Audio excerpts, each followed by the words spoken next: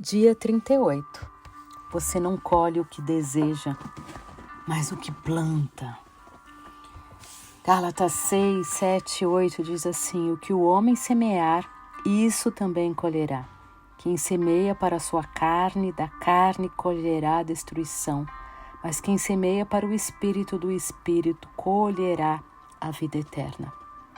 A verdade mais simples que todos nós sabemos, que é da lei da semeadura, que nós só podemos colher realmente aquilo que nós plantamos.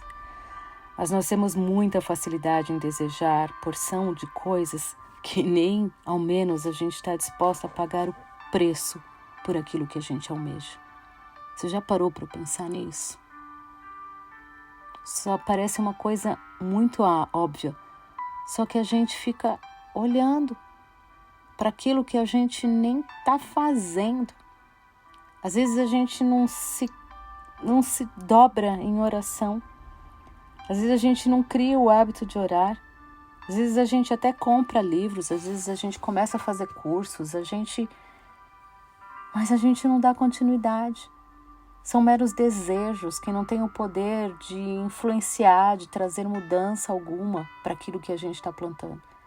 É simples, se a gente olha para é como se eu fosse para um local, imagina que eu compro um terreno, eu vou falar aqui, eu vou fazer plantação, e nesse terreno eu fico olhando para ele dia e noite, sendo que eu não plantei nada, não coloquei uma semente nele, e eu tô ali, só olhando para aquele terreno, esperando nascer aquilo que eu fico almejando.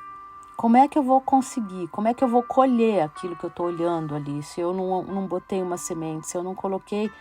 As minhas expectativas foram, talvez, de nascer morango, mas eu coloquei laranja. E assim vai. De repente eu coloquei sementinhas de melancia e estou esperando vir maçã. Então nós acabamos colhendo aquilo que a gente realmente é óbvio, mas talvez a gente nunca olhou com esses olhos de que eu colho nos meus filhos aquilo que eu planto. Se eu planto gritaria, se eu planto desrespeito dentro da minha casa, é isso que eu vou colher. Então, plantar diz respeito ao trabalho, a sair do lugar de comodidade, a abandonar a zona do conforto, a colocar a mão na massa. O outro lado da moeda chama-se ficar ali, no conforto, procrastinação. Talvez a gente tenha muitos desejos, muitos sonhos, mas a gente vive protelando.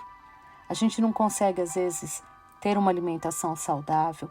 A gente não consegue manter uma rotina de exercícios físicos. A gente não investe no tempo de intimidade com Deus, no tempo de intimidade com meu marido, no tempo de saudável com os meus filhos. Às vezes eu não invisto tempo dentro do meu ministério. Às vezes eu não invisto tempo de oração. Então o tempo ele vai passando e as pessoas vão desejando, vão sonhando, mas sem tomar nenhuma decisão responsável. Eu só fico olhando para aquela terra para ver se nasce alguma coisa com o poder dos meus olhos. Então se talvez você está aí parada me ouvindo, assim como eu também tenho os meus momentos e os meus sonhos nos quais eu não tenho plantado, vamos juntas, assim como Tiago nos ensina, lá em 1 Tiago, que se a gente tiver falta de sabedoria, a gente tem que pedir para Deus que Ele nos dá livremente e de boa vontade Ele nos concede. Então peça com fé, sem duvidar. Então viver no nível de desejo e nunca atingir o nível de ação equivale a uma instabilidade, a qual o texto bíblico se refere dizendo que uma pessoa não deve esperar receber alguma coisa do Senhor, mas ela tem a mente dividida. É a mente instável, aquele que espera, mas duvida, aquele que busca, mas não planta. Então é fácil a gente desejar as coisas que os outros têm. Agora, a minha decisão de parar, de dedicar tempo, né? Como eu falei aqui, ó, dá trabalho plantar, é suor, faz com que nós saiamos da comodidade, da zona de conforto, é pôr a mão na massa.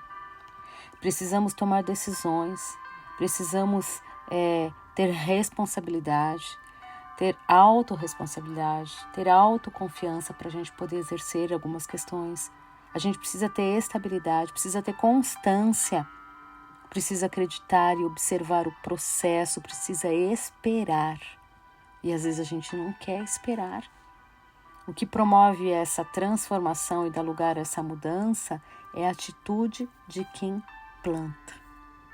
Olha só, se você deseja avançar para o nível seguinte do seu crescimento, é fundamental que você peça a Deus que arranque a procrastinação, a preguiça, o medo, a indecisão, a falta de confiança, a falta de responsabilidade, e que traga à sua memória as palavras que o Senhor já declarou para Josué. Esforça-se e tenha coragem, porque o Senhor, seu Deus, é com você por onde quer que você ande. Josué 1:9. A versão antiga diz: esforça-te e tenha coragem. Esforça-te e tenha coragem. Precisa de esforço. Não é só de olhar para a planta, para a terra, sem eu ter plantado nada, que as coisas vão acontecer. Pai, tende misericórdia de nós, Pai, da nossa preguiça, do nosso conformismo, da nossa inconstância. Nos ajuda, Pai, a ter sabedoria, a crescermos em fé, a crescermos em amor, a crescermos, ó Pai, em tudo aquilo que o Senhor tem para a nossa vida, sem duvidar, mas colocando a mão na massa. Em nome de Jesus, Pai. Amém.